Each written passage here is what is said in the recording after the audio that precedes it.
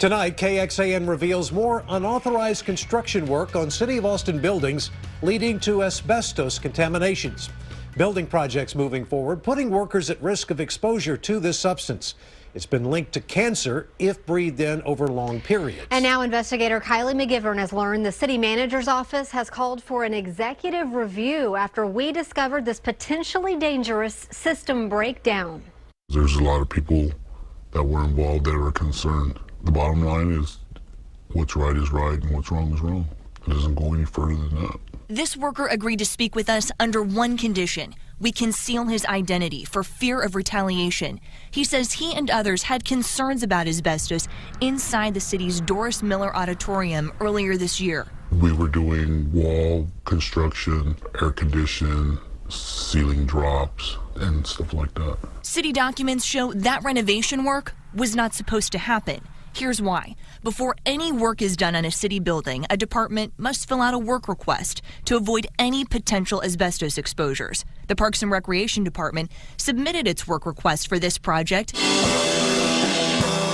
a music studio for youth, but it was denied by the city's asbestos manager because a survey was needed to know if asbestos was inside the building. Asbestos is a carcinogen, and so any level of asbestos exposure is not deemed to be safe. It wasn't until a few weeks into the project where a return vent was punched in the wall. We came back one morning and we were stopped because it had to be abated. This worker says he did not know the construction he and his crews were doing had not been approved. So I wanted you to take a look at that. So it was denied before we even went in there. This is the first time I've ever seen anything like this. There you have it. It's unclear who gave the green light to start work without proper approval or how many people might have been exposed. Now, the city's looking into it. What do you think when you hear that concern? Doesn't sound like the appropriate action to take once you've been advised by a licensed consultant not to do the work. We learned this is not the first time construction has continued after a work request was denied in the past year. Over at Austin Water, the city shot down a request, noting all walls, floors, and window glazing are positive for asbestos. Still, work moved forward, and 20 people were potentially exposed. Comments from workers on injury forms say they never knew or were informed, but management knew about it, and that department heads should have told workers about it so they could wear the right safety equipment. At the Austin Fire Department, photos we obtained from the city show a training facility where unauthorized construction disturbed asbestos in the flooring. More than 30 people were working in the building, though it's still unknown how many might have been exposed. Now, the city is trying to learn why work proceeded in those departments without approval as well. We discovered part of the reason: no one is actually following up on denied work requests. City staff is responsible for their own safety. We don't follow up by checking to make sure they do not disturb the materials. And if it's necessary to add components to enhance the ability of the program to function appropriately, then that would be something that we would look at. At the end of the day, all for what? What did that project mean so much that it put people's lives in danger? The asbestos manager called what our investigation uncovered an outlier, saying these incidents don't happen on a regular basis. Right now, we're waiting on the results of what the city calls a thorough review of asbestos exposures. City staff is responsible for their own safety. We don't follow up by checking to make sure they do not disturb the materials. Tonight, Austin City Council members want answers after KXAN investigators reveal asbestos contamination inside 4 city departments. Along with the airport, we discovered unauthorized work inside city-owned facilities used by the fire department, Austin Water, and Parks and Rec, potentially exposing dozens of workers in the past year and a half. I'm Kylie McGivern, and I told you how the city manager's office has launched an executive review to find out why these incidents are happening. Now I'm at City Hall, flagging council members about this potential health and safety risk. I'm glad you brought that to my attention. I'll definitely be following it and maybe keep me posted on what you find. So I think at the front end, we need to assure the public and our employees that hopefully they are safe I mean, if we have discovered it, then we need to take care of it. Certainly, I'm glad that the city manager is looking into it, and I would anticipate that if there is a need for a response, that she'll take appropriate action. That action could land in the laps of city council members, with any potential policy changes needed within the city asbestos program. Tonight, KXAN investigators continue pressing Austin city leaders for answers about an asbestos contamination at the airport that exposed 120 city workers for months. Management is scrambling to handle this construction that ended with major health concerns. We have learned they have changed their policy to check for the potentially cancer-causing material before beginning renovations in the future. They performed an emergency cleanup of the maintenance building where this happened. 8 employees in direct contact with the work area will have lifetime health checks. And as a direct result of our report this week, the city is launching an internal investigation into the problem. But investigator Kylie McGivern felt like there was more to this story. She went to City Hall today to ask what more is being done to prevent this from happening again. This is something virtually no one from the city wants to talk about. During our investigation, the city told us twice that no employee came forward with concerns of asbestos. But as we got closer to the truth, the city changed its story, saying 2 workers did come forward concerned about their health and safety. With that kind of flip-flopping and airport management directly involved in the incident repeatedly turning down our interview requests, we reached out to every single council member and the mayor. Now, usually they speak for themselves, which they should, because they're your elected officials and answer directly to you, not the city manager. But not this time, and here's why. We obtained a copy of the email where the interim city manager directs them to send us to the official city spokesperson because some of the questions being posed are legal in nature. We learned that may very well be true because if someone in this incident violated the state asbestos rules, it could mean a $10,000 fine per day and even 2 years jail time. Late this afternoon, Ann Kitchen became the first council member to speak with us about our investigation. When people see this report, obviously a lot of questions come up. So what else do you want to tell them? Oh, I would just say that the city's priority is people's safety. I mean, bottom line, that's it.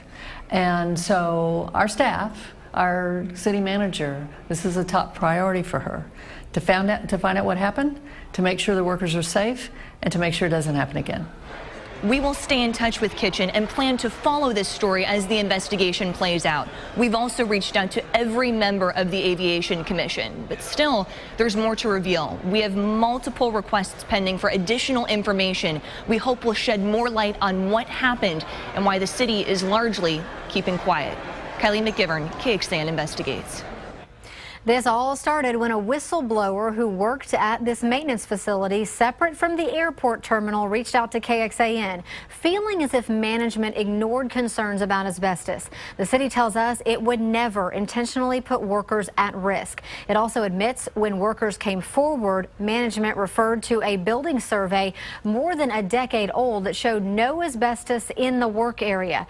Experts tell us old reports often miss this potentially dangerous material, and a new survey should be done at the beginning of any construction project.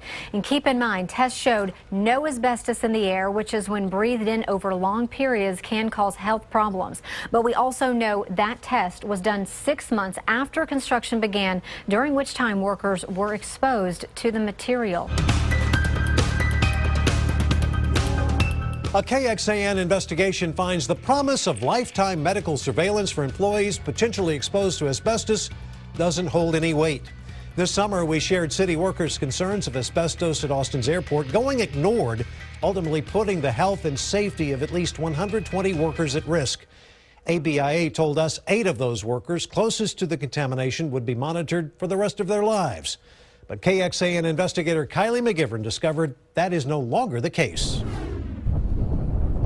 There are 8 of our team members that actually performed the work that's of concern. Renovation work in ABIA's maintenance complex, where asbestos and black mastic flooring adhesive was exposed when employees ripped up carpet. And with those employees, we've made sure that they understand all of their workers' comp's benefits, as well as providing them surveillance for life regarding this issue. That was back in June. The next month, during the city's Airport Advisory Commission meeting, ABIA's Chief Operating Officer said the same thing.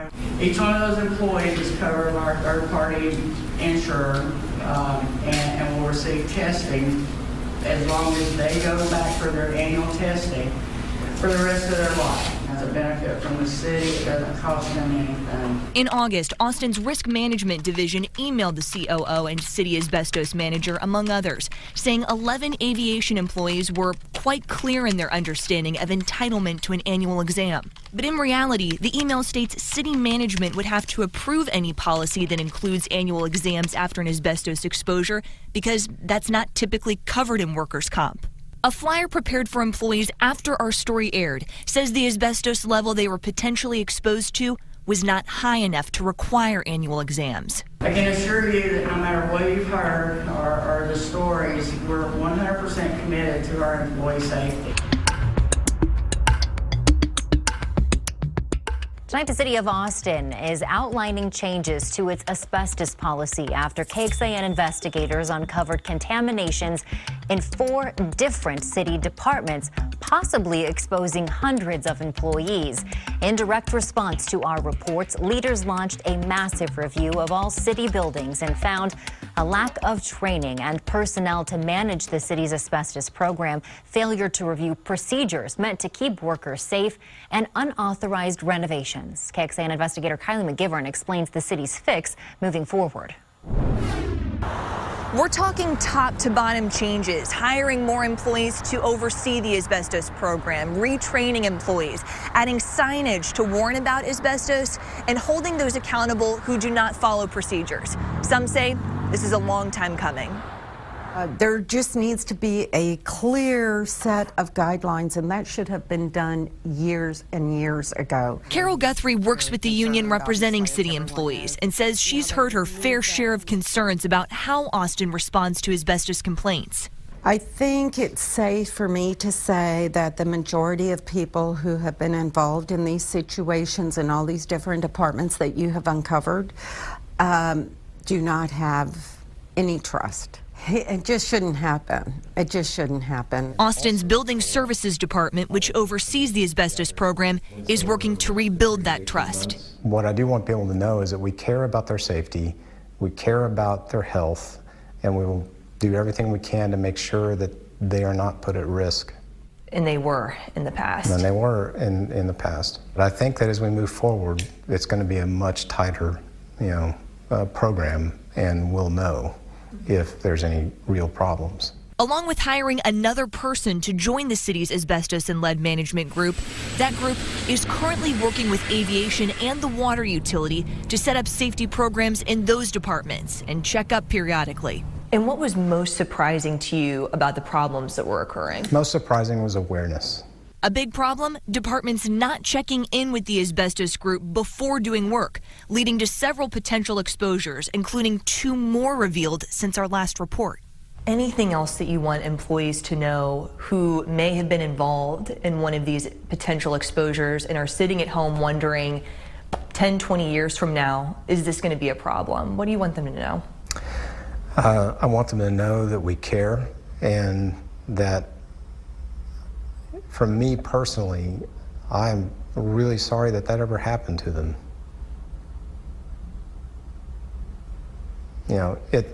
If we can tighten up the procedures, then it won't happen again. And you're confident in this game plan going forward? I'm confident in the game plan going forward. We just have to make it happen, and I'm confident we will.